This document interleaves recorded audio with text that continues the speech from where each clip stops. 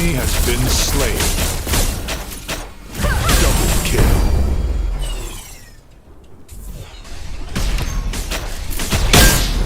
Enemy tower destroyed.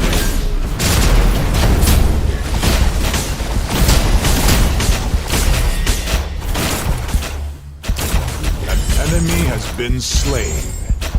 Triple kill. What's going on, everybody? It's Kill Switch coming back for another Teacher Tuesday episode. Glad you guys have been enjoying the videos. I know last week I did 2. That's because I missed one before. Still plan on doing just one every week, but there might be some weeks I'll sprinkle another one on you, so just stay tuned and keep an eye out for that stuff. If I'm gonna try and stick to doing heroes for the most part, but I do have some things planned for like overviews of like in-game stuff, kind of more basic stuff. But if you've got anything that you want to request, or if there's things that you're seeing people ask a lot of questions about or whatever, maybe throw it my way, and I can do an overview video on it. But without further ado, let's go ahead and jump into our hero for the day. So this week I'm going to go ahead and cover another support. I've kind of been trying to break up like the different types of heroes, different roles, etc. I typically play a lot more like I main like support and jungle / off lane, like, so I play a lot of like bruisers and stuff like that, so that's kind of my go-to. But I don't want to just have, you know, 17 videos of bruisers and not have any variety, so we're gonna go ahead and cover a support today, and that support is gonna be Dekker. The logical choice. So Dekker is one of my favorite supports to play. Her kit is really good, and she's a relatively easier hero to learn. It's just the skill shot with her stun ball is really the hardest part about her kit, and that's really just like you'll get better with that over time. Like nobody that plays Dekker just automatically is like a pro Dekker. The one nice thing about Dekker though is that a really good, like once you get to the point where you're really good with Dekker, you can really start to like make an impact on the game. I would say that like a pro Dekker can really make just about any ADC like skill level look like a really good ADC, especially if you know, you've got a solid team all around.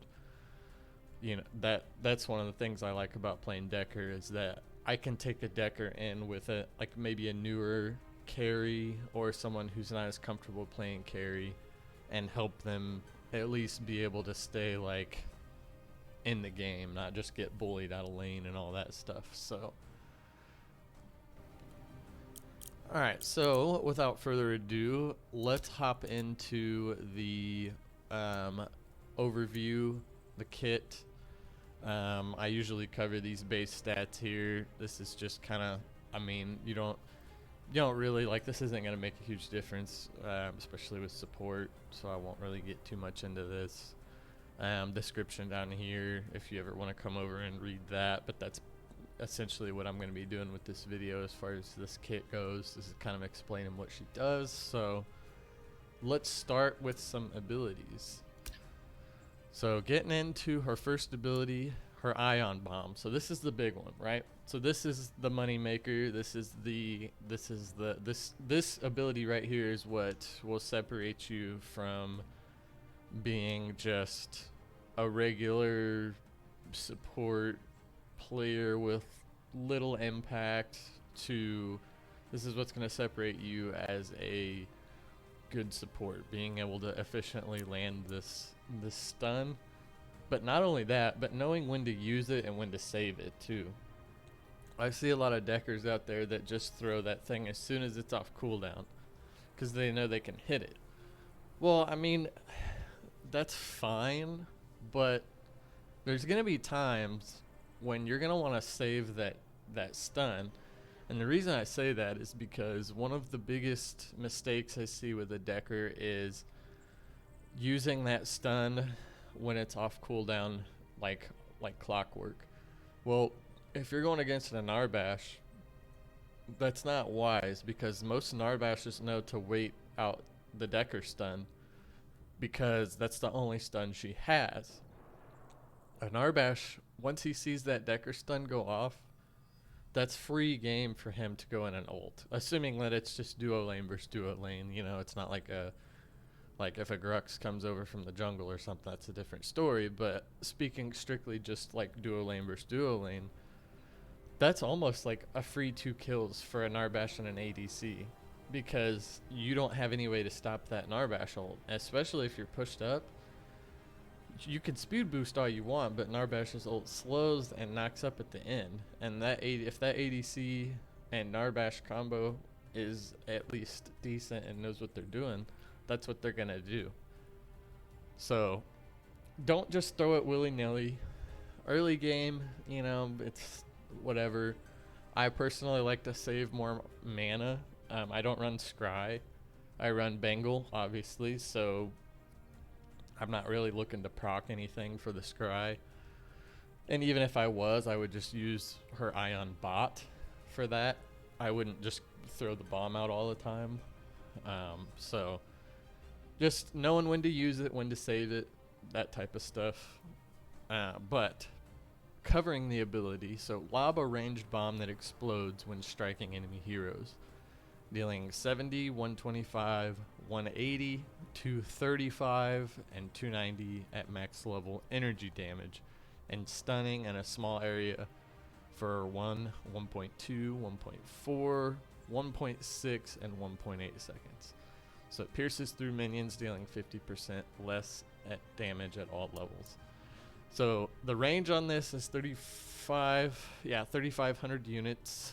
The mana cost, it starts off pretty low for a stun, for a skill shot stun, but it does go up the more you level it up. 115 at max level, so that's a little bit high. Your cooldown 10 seconds at max level. That's not too bad, especially with all the CDR you're gonna build. Pretty good overall ability, and it does have an 80 energy power scaling, so it's gonna continue to like deal damage even as a support. Like, it's still gonna hurt. So just keep all this in mind when you use it.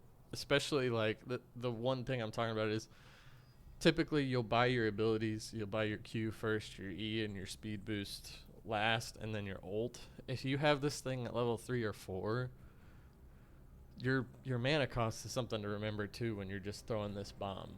Like, it costs quite a bit. And sure, we'll get into the passive with the mana recovery and stuff and all that, but just, I mean, baseline, like, that's a lot of mana to just be throwing out every 10 seconds or 10 and a half seconds or whatever. Alright, so let's move on to the next ability here, and that'll be her E. That's Ion Bot. So summon a bot that slows enemies for 2 seconds at all levels in an area. Explodes after 2 seconds, dealing 50, 100, 150, 200, and 250 damage. Can be reactivated early for less damage. So the energy power scaling on this is lower, 50. The damage output is typically lower. The movement speed slow at all levels increases. Your cooldown decreases to 10 at all levels. Or at max level, sorry. Mana cost is 100 at max level. Your range 1800 units, and your radius is 420 units. So this is like a good poke ability, especially early game, and especially if you're running scrying stone.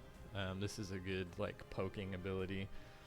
Earlier levels, it's not as a mana cost. It doesn't cost as much, simply for the fact that this one I like using more so for the scry proc with her passive, because if you hit 2 enemies with this, like if you hit both the ADC and the support, you actually gain double back with her passive, double the mana. And like I said, I'll cover that when we get to the passive, but just something to keep in mind. I actually like using this as a poke more than just throwing a bomb, because once you throw your bomb, you're kind of out of options at that point, especially early on. Like, once you unlock your ultimate, you get your cage. That's one thing. You could throw a stun if you hit it, cage them in and finish them off. But if you don't have your cage, like, you throw a stun and you're just kind of sitting there, especially if it's a longer range throw. But this one I like using for poke and just whatever, keeping the enemies, you know, at bay a little bit. So moving on to the next ability, that's going to be her ultimate. It's Ion Fence. So you deploy a circular fence, blocking enemy movement for 4, 5, and 6 seconds at max level. So the cooldown on this starts really high. Obviously, it's an ultimate, and then ends at 110 at max level, 110 seconds. Which with the cooldown reduction you build, you know, depending on how much, it'll be a lot lower. But still, it's relatively high, so it's kind of one of those ones you gotta plan accordingly. You don't just want to be using it. Like, obviously, if you need to use it to save your ADC or something like that, that's one thing. But you don't just want to be throwing it around on the off chance that you might get a kill out of it. It's better to use when you know you're gonna secure a kill, and deploying it can actually help you secure 2 or something like that. So it's one of those tactical advantage things where you don't just want to, like, I guess kind of the same with the ion bomb. You don't just want to be throwing it around. It's actually a really good tool to have. Just timing is everything.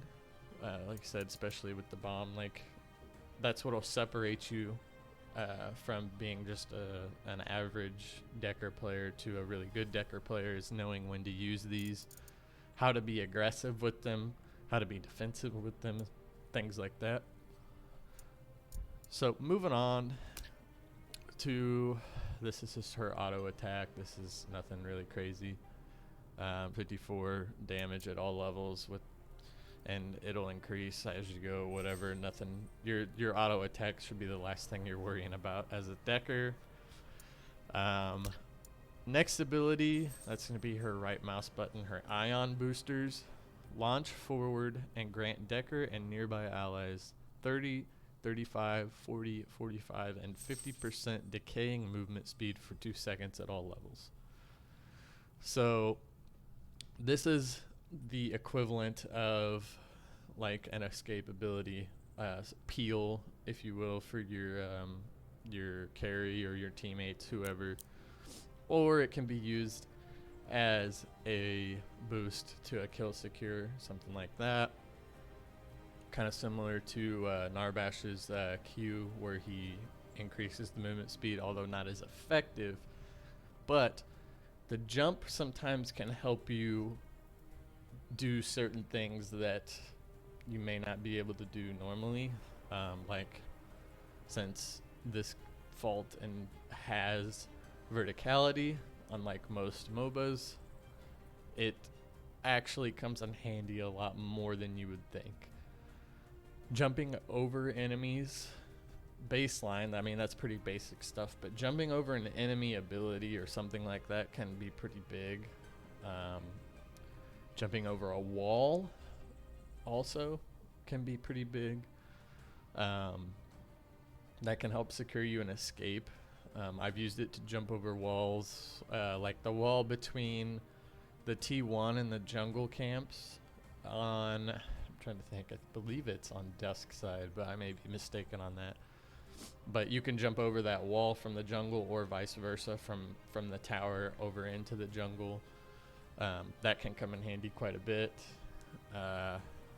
Things like that. That's really where that boost kind of like, that's like the biggest impact it can have, I think. The movement speed's great, but jumping over stuff, using the verticality of the game, I think that's where this ability shines. So, alright, moving on to the passive. So, Dekker's passive is Ionic Restoration. So, for her Ion Bomb, restore 25, 32.5, 40, 40, and 40 at max level mana when hitting an enemy hero to a maximum of 100, 150, 200, 200, and 200 at max level. So that's to say that you could hit 5 enemies with an ion bomb, which I've never seen it happen. I'm sure it probably has, but I've never done it. But if you were to hit 5 enemies at max level of your passive, you could restore 200 mana right away, just like that. So that, in that case, would clearly outweigh the mana cost of that ion bomb.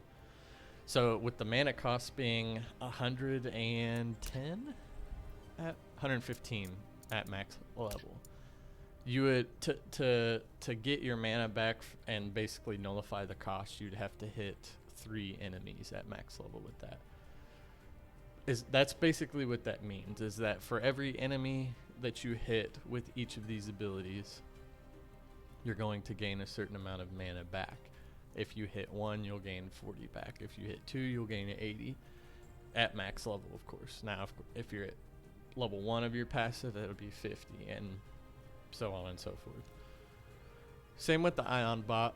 Restore 20, 25, 30, 30, and 30 with a max of 90, 105, 120, 120, 120.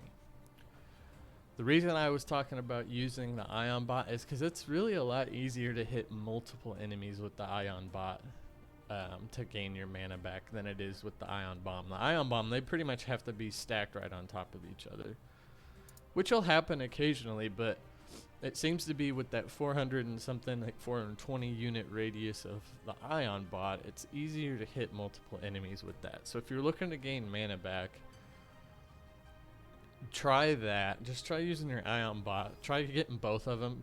Even if you're not even if you're deploying it and popping it immediately, it's still better because you're going to get mana back regardless. And if you're using Scry, even better, because now you're going to proc Scry and get some mana back. And you still have your Ion Bomb saved up for if you need it. So that's kind of like what that passive is. That's what it's there for, because her abilities are a little more mana intensive. You have these here to kind of like safeguard you a little bit. That's why hitting her abilities are really kind of considered more of a skill shot, because if you miss, I mean, that's a big chunk of mana gone and you get nothing for it. Taking advantage of her passive is what keeps the sustain in lane and being able to save your or help your carry out when need be. Alright, so let's go ahead and jump into the build guide slash like item overview and aspect overview. We'll start here with our aspects, and we don't have the aspects on the Learn tab yet. I think that's coming soon, hopefully, but for now I'll just use from the website, and I know the website's not accurate, but I can kind of give you a overview of what they actually do now. I don't think it's gonna like make too much of a difference because the aspects that we use haven't really changed, if I remember correctly. We're not using like Warlock or anything like that, although you can. I mean, you can do kind of like a caster build Dekker, but it doesn't feel as impactful. Like if you're gonna do a caster support, like Phase, I think is the better option there.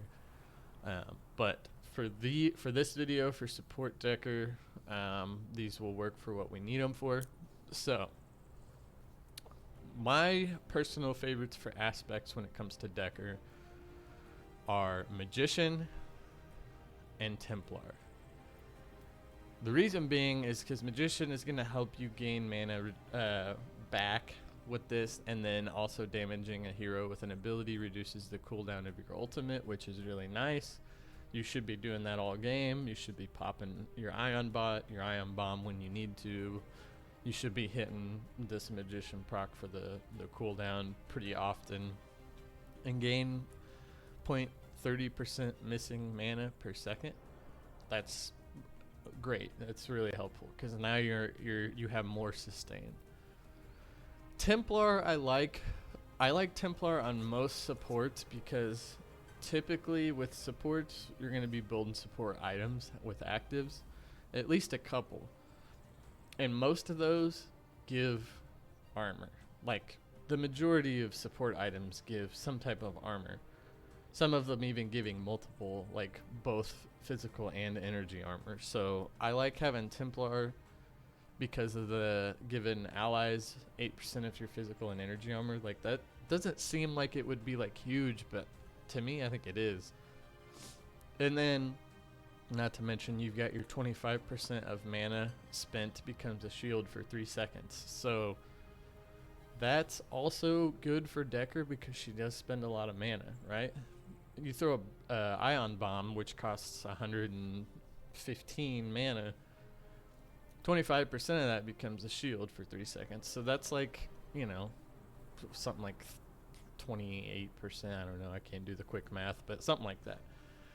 It's like 28 shielding for 3 seconds. I mean, you know, better than nothing. Like, you can take advantage of that as a Dekker. Some other options, though, I mean, you can go really any of these. I would say Bishop probably isn't the greatest option just because she doesn't really have any healing or shielding in her kit. Now, if you build Miracles and Blessings of the Divine, I mean, that you could use this, but then this aspect really wouldn't kick in until you have those items, so it's kind of a trade-off. It might be, you know, 15 minutes into the game before you have those 2 items or something like that, so that's something to keep in mind. Clairvoyant you could always do. Clairvoyant's kind of like a good, you know, all-around aspect for supports, just for the increasing the vision radius of wards and also getting your item active cooldown. I mean, that's solid. Personally, I just like this one better just because of the armor gain for your allies. Like, that could come in handy, especially later game. Could help keep your ADC alive a little bit longer. So just, you know, something to keep in mind on that. Some alternate options too. I will occasionally run Rook on Dekker for the simple fact of if I'm laning against a steel support, I like having the crowd control passive, gaining armor when hit by crowd control and stacking up to 10 times, because that's like, against the steel, that's really when this becomes like valid for a support to run. Taking 10% of your max health within 2 seconds increases your armor by 30% as well. That's just like basically keeping you alive. Taking 10% of your max health within 2 seconds is pretty easy to do. But that extra passive with against like a steel support, these two could proc at the same exact time, because he could jump in, he could ult, boom, this procs. Then he does the shield bash, stacks again, and you've probably taken 10% of your max health, and if you haven't yet, the ADC shooting you or whatever probably will. So you're basically proccing both of these at the same time, which can be extremely helpful.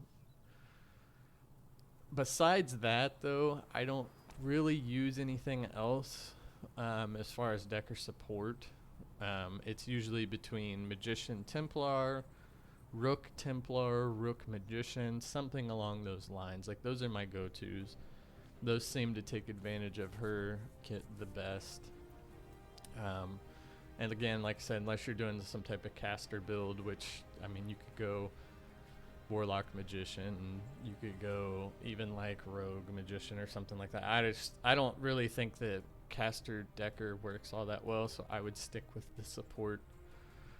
But if you want to play Dekker in the mid lane or Dekker off lane as a caster, you know, if that's fun, go for it. I mean, that's not saying that this is set in stone. I'm just giving you the kind of like what fits the best for her kit and stuff. All right. So with that being covered, let's jump into our builds and our item guide.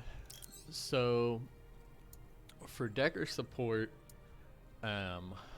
I like to personally run right now because Bengal is just such a better item, I think, than Scry.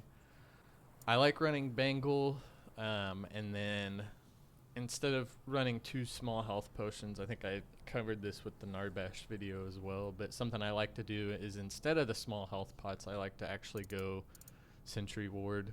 I like to put that in my jungle, like the side that I'm on. I like to put that in the jungle because counter jungling is such a heavy tactic right now. I like to put that in the jungle so that I know if someone's there and coming behind us for a gank. Vision is always good. I know not having the health pot makes you have to play a little bit more passively, but that's okay. I mean, with Dekker, you're at range, and that's kind of where the Bangle comes in too, because you can just execute those minions for some health, for some healing, and to be able to keep yourself at range, you know. So that's why I like to run that. The Bangle, just because it's better, I think it's a better option than Scrying Stone right now. The early game armor, health, and the physical armor and energy armor is pretty helpful, but really just being able to execute those minions, so like your ADC, if he's lower on health, he can back up and you can execute a minion and get a little bit of health back. That works out pretty good, especially being a ranged auto attack for Dekker. This works out pretty well. Outside of that though, so that's kind of my starting, is a Bangle and a Sentry Ward. The first item I'll typically build with Dekker, and I'll rush this as well, and this is the only role that I really rush boots, but I go into the Boots of Haste.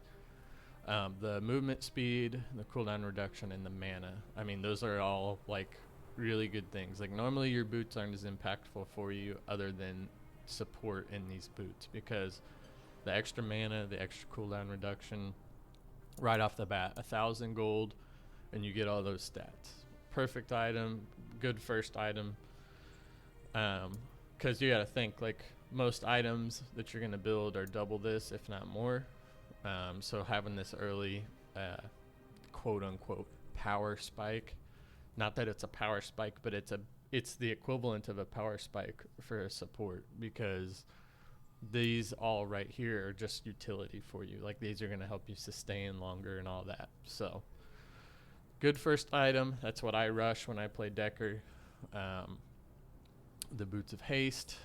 And then after that, I typically rush the item Robe of Miracles, just because that healing, the healing active is just really good, and it's a cheaper item. 2,100 gold gives you some health, some cooldown reduction, some mana regen, and some health regen. So again, all things that are going to help you out, especially for the price of that item, 2,100. It's pretty easy to manage earlier game. And then being able to heal your ADC, or even anyone around you if you've started team fighting already, having this on hand is pretty useful. And I'll say the same thing about the next item, which you could almost interchange these two, Blessings of the Divine and Robe of Miracles, because they're both pretty much equally as useful. This one gives you the armor bonuses though. No health regen or nothing like that, just straight armor. And this is kind of what I was talking about with the Templar aspect, is that a lot of these items you're going to build are going to give you this armor, these armor stats. And of course this one gives the shielding as well. Though I build these two first, usually robes first, Blessings of the Divine second, because those are just two staples for a support. There's not too many times I don't, on support, build at least one of these, but most of the time I build both.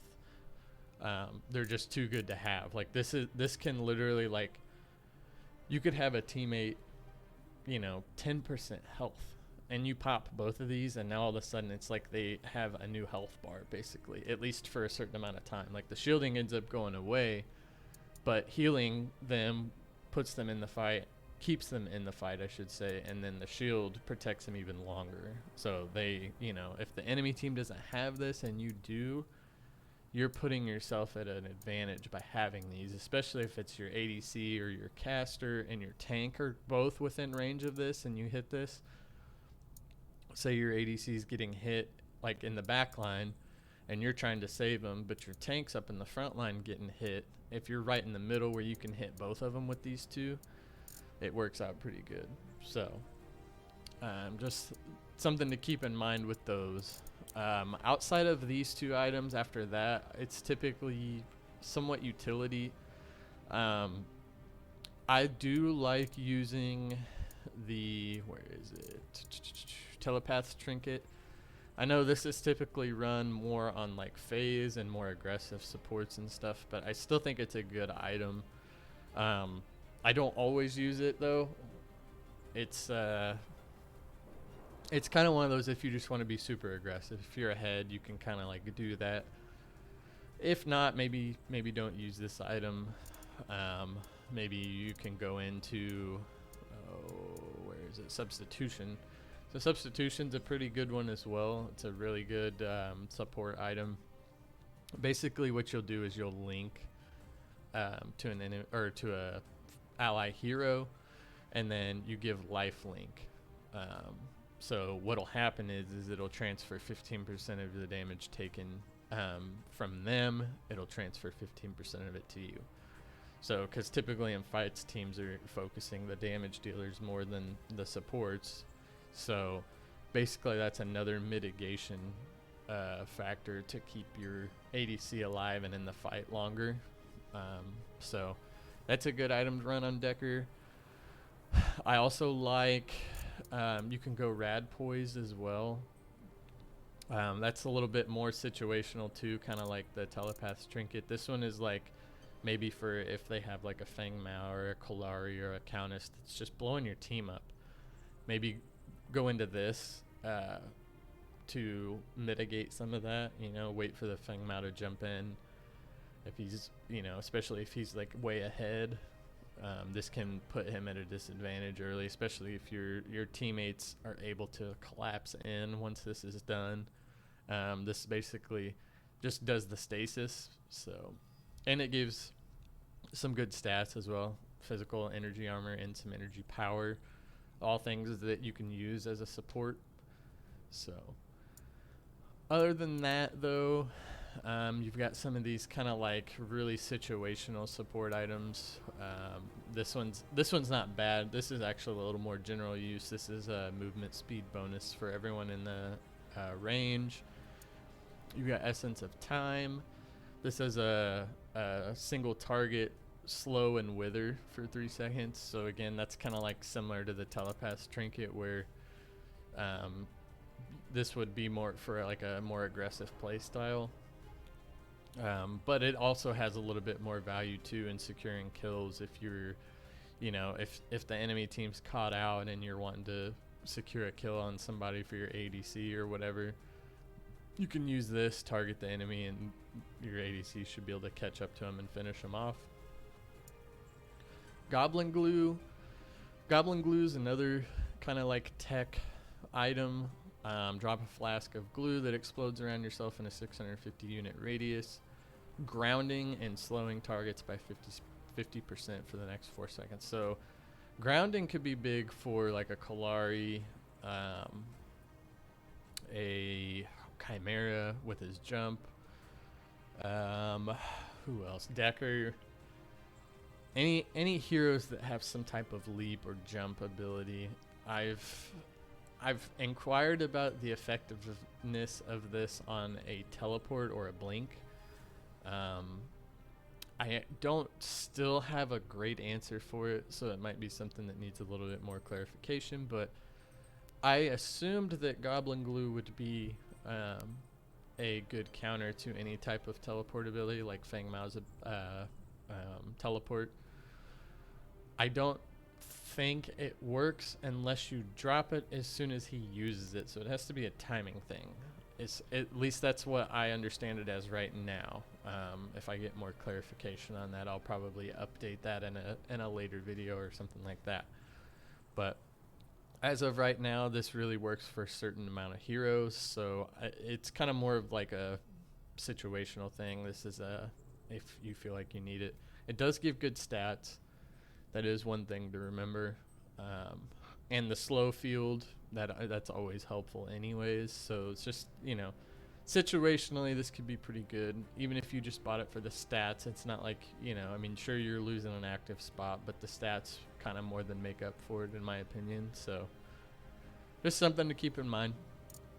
Now, outside of that, on Dekker, items that I like to run, and most of the time this is situational at this point. It kind of just depends on the way the game's going. But there'll be times where I'll run like Knight's Battle Plate, just to give myself not only more armor and cooldown reduction, but this will also add to my Templar, giving out armor to my teammates. It'll keep me alive longer with the active, and then the passive, again, just more armor. This is just basically a really good item if you're like, hey, I really need to stay alive for as long as possible. And as a support, that's kind of the goal. Stay alive as long as you can, build as much cooldown reduction as you can, obviously within reason, because you start getting minimal gains after a certain point. But still, I mean, if your item has CDR on it, it has CDR on it. You're just building more at that point. You could run like Safeguard Amulet. Again, same kind of concept. It's going to protect you, keep you alive. Gives you some energy power, some mana, some cooldown reduction. What else could you do here? The rest of these items are going to be more like outside of the realm of normal for her kit and role. Like, I mean, you could obviously always, like, Ring of Rejuvenation, you could always run on just about anybody that's not like a true, like an ADC probably won't run this, but just about anybody else can. Maybe not a caster either, depending on, like, high damage dealers. If your job is to just deal damage, like, you probably won't build this, but tanks, supports, frontliners, whatever it may be, like, this item's good. Just, it gives you that CC endurance and then healing after hard crowd control and good stats, health, energy, armor, cooldown reduction. Again, all good stats, all good things that you could use for Dekker, or for any support for that matter. I don't really like running Mat Limb because Mat Limb will only apply to your stun, and because the slows don't stack. So your Ion Bot already has the slow. Your Ion Ball, your bomb already stuns, so really this isn't needed. I mean, the stats are good, I'll say that. The 400 mana, 300 health, and energy power, like, that's really good. But you're not really getting as much out of your passive, so that's one thing that's kind of unfortunate. That's why I don't typically run this that much. Other than that, I mean, unless you're using some type of hybrid damage build, caster build, or something along those lines, there's nothing else really here that's gonna like make or break your kit.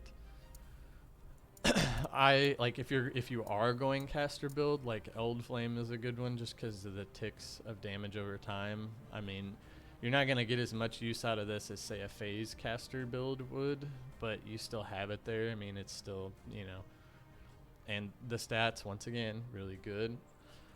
If you're going caster build for whatever reason, you could use Arc Amp, although you're not going to get as much out of this as a normal caster would, just because of, like, your abilities aren't, like, the only ability that's really hitting for, like, a lot of damage is your bomb. And it hits for a decent amount without a ton of energy power built. So really what I'd be focusing on is cooldown reduction at that point instead of like damage. You've got all of your caster, your mainstays for your caster builds, but like I said, it's as a caster Dekker, you're just not going to get a lot out of them, not as much as a true caster with energy power scaling and stuff like that. So you've got your Nerve Jewel. That's also a solid one if you wanted to be a little bit more like this and Rad Poise. You could maybe like trade out between the two just because they both give the stasis, but this one actually gives a little bit more offensive. It gives you the energy power as opposed to the 75 as opposed to the 40. It does give more physical armor, but it also doesn't give any energy armor. So I mean, it's a trade-off, really. I mean, that's all it is. It would just be if you wanted a little bit more damage and a little bit more physical armor and some cooldown reduction. Other than that, though, there's really not a ton of items. Like pretty much the ones I've covered. Maybe a cataphract.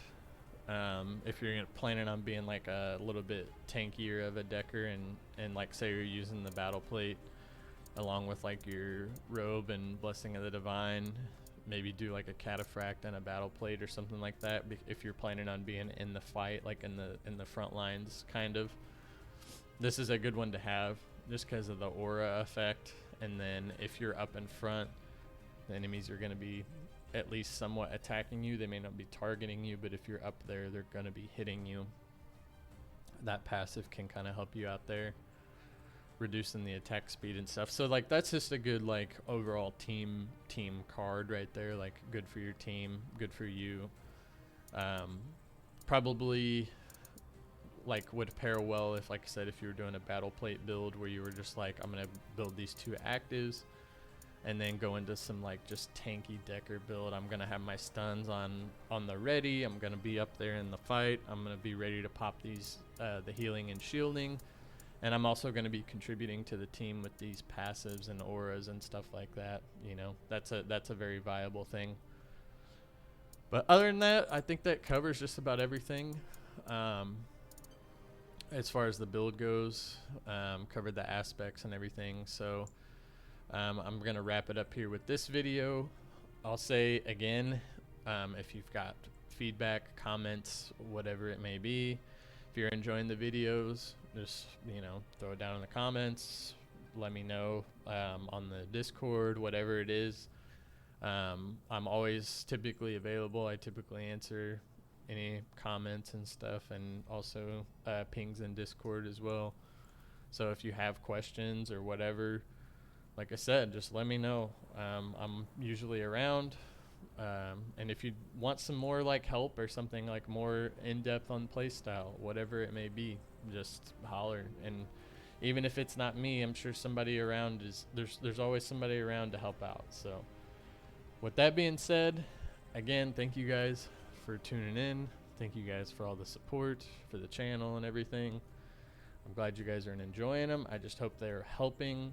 And again, if you got anything feedback wise, throw it down in the comments. All right, guys,